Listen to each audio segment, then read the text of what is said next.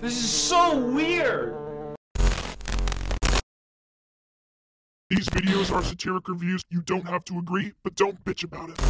Hey there, I'm Social Injustice Warrior V Infuso, and welcome back to the Tommy Wiseau Chronicles. Today we're going to be taking a look at a movie that Tommy, believe it or not, starred in.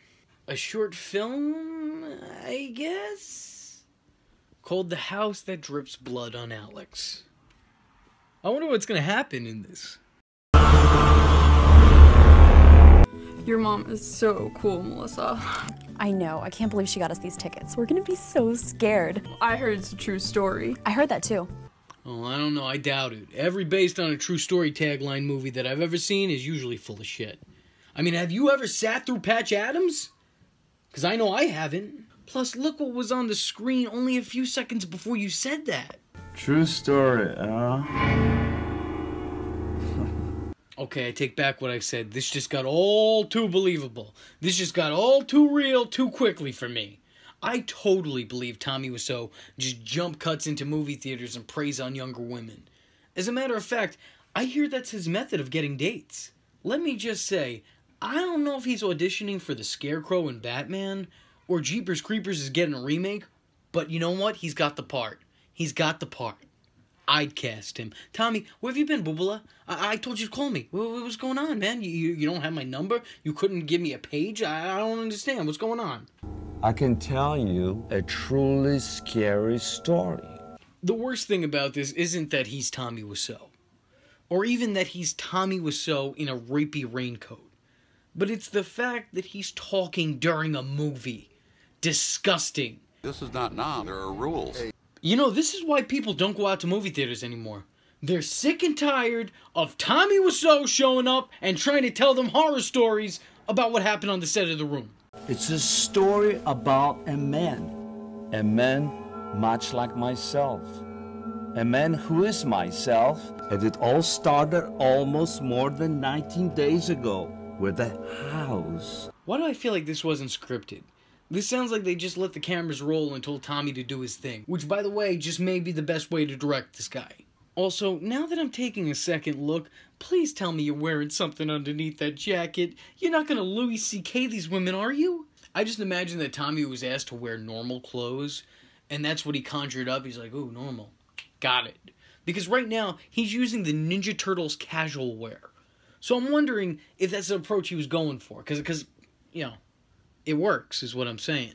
I know this is a stupid question. I probably should know the answer to this, but he's not really just 4 babies in a raincoat, is he? If so, his career choices make a lot more sense now. All I have to do is just sign by the X, right? And the house is yours. Let's see, the name of the place is 3 Blood Street, and that douchebag Joey Greco from Cheaters is selling you the house. Yeah, nothing about this seems fishy to me. Just sign it.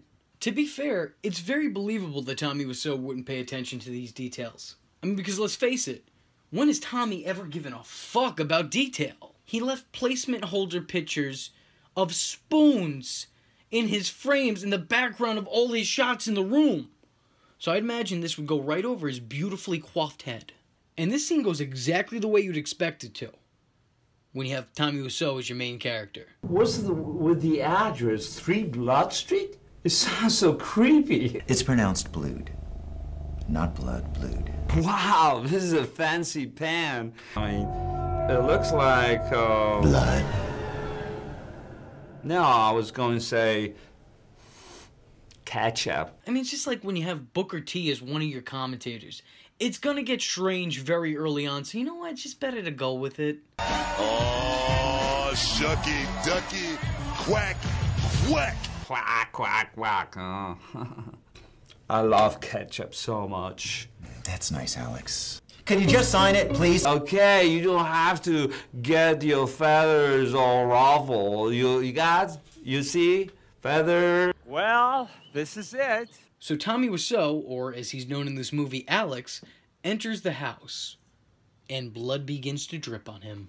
Though I'm sure you could have imagined that being the case, since this is called The House That Drips Blood on Alex. You know, not since Snakes on a Plane did a plot point feel so incredibly anticlimactic because of the title of the movie. Wasn't even a joke, it's a comparison. Oh, Alex.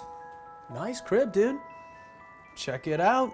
I brought a pizza party. His friend comes over, which, okay, alright, short film. You know what? You had me. You had me going. I was buying into your universe. I was trying to figure out your realm of reality. But I ain't buying into your crap anymore, alright? At this point, you've gone too far. Because let me tell you something. Tommy Wiseau has no friends. You think it's an improvement from the last place? Dude, your last place was your parents' basement. Thanks for reminding me. Tommy's imaginary friend tells him he has red on him. What you got there? Oh, this is my mother's favorite pad holder. Funny story. When I was a little girl. And Tommy responds by ripping his shirt. I don't even like this shirt. See? I just tore a little hole in it.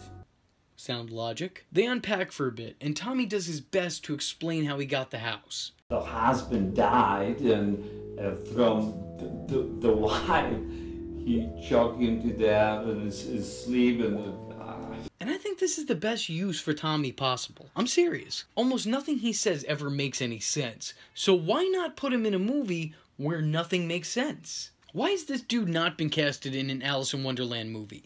He can literally play every character in that series. As a matter of fact, I'd pay good money to see that. To see Tommy Wiseau play every character in Alice in Wonderland. And you know what, still if he was playing every character in the Wonderland adaptation, his name still wouldn't be on the credits as much as it is in The Room. maybe he hooked me up. Or maybe he just wants to hook up with you. Funny man. So funny I forgot to laugh at you, huh? They talk for a bit before the house, once again, drips blood on Alex. It tastes familiar. Oh, that's it. That's it. Tommy Wiseau is actually a vampire. Confirmed right here today. Tommy Wiseau, you Count Dracula looking motherfucker. I'm onto you. Alright? I'm onto you. You think you're real sly referencing it in all your movies, but I'm catching on. Okay? I got your ass.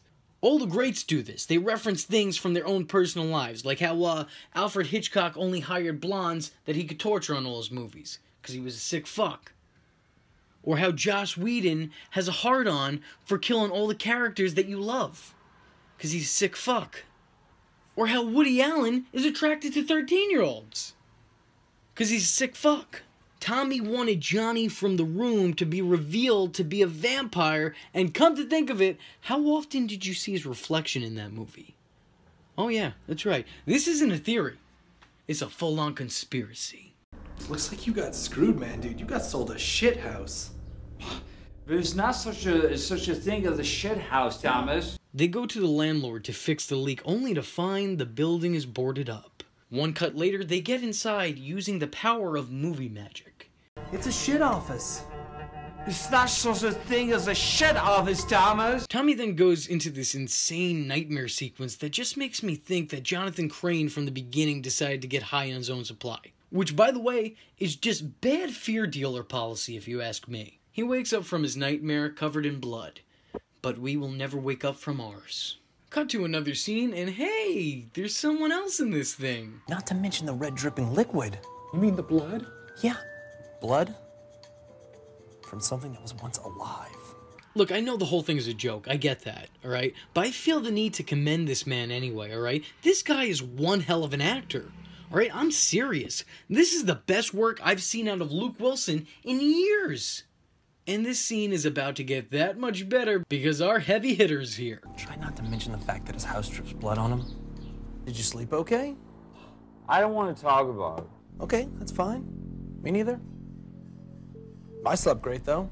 I'm not gonna to let some stupid leak roll me out of my home. Doesn't the leak remind you of anything? Remind me of what? Like a certain bodily fluid? The three of them decide to go back to Alex, or... I'm sorry, his name is Tommy. It's just always going to be Tommy. I don't care who he's playing. He's going to be Tommy. The three of them eventually decide to go back to Tommy's house to solve this mystery. And let me just say now, this is the strangest Scooby-Doo episode I've ever seen. And also the most obvious, because clearly Tommy is the killer. Now rip that strange-looking mask you wear off and find out who's really underneath. My best guess is Denny. I don't trust him. He's always up to something. Tommy heads upstairs to find out what's causing the leak, where he finds his own bloody corpse. Back in the movie theater, Tommy is just finishing up his story. And holy shit, I'm only just now realizing the movie theater is entirely empty outside of those two girls and you. Alright, you had the choice of any seat in the theater and you chose to sit by those strangers. That's sick, man. That's sick. Get some help, alright? I bet you're the type of guy to enter a near empty bathroom and start pissing next to the guy at the urinal. I don't trust that. I don't trust motherfuckers like that. The movie's previews begin to play and show pretty much exactly what Tommy said, word for word. Although this time starring Jared Leto Mike Knox. The girls turn back around toward Tommy only to find his skeleton. And that's it. That's, I'll tell you what. It makes more sense than The Room. It's not as enjoyable. Because let's be honest, we're not going to catch lightning in a bottle twice, right? Nothing is ever going to be that good. I mean, the man came out and hit his pinnacle immediately. What a creepy old man. So with that being said, I'm the social injustice warrior V Infuso, and if you like the words that came out of my mouth hole and you too want to become a VTard, don't forget to like and subscribe. There's plenty more where this video came from. Follow me on Twitter because, hell, why not? It's not considered stalking if it's on the internet, am I right? And don't forget to join the Discord. I don't have anything catchy to add to that, but just join it. Just go do it. And if you have a free moment of time and a free $1 to spare, then head over to my Patreon, where for just $1, you too could help keep this boat afloat. And if you don't have that $1, but you do have a free moment of time, then hit the share button. It will help me out tremendously.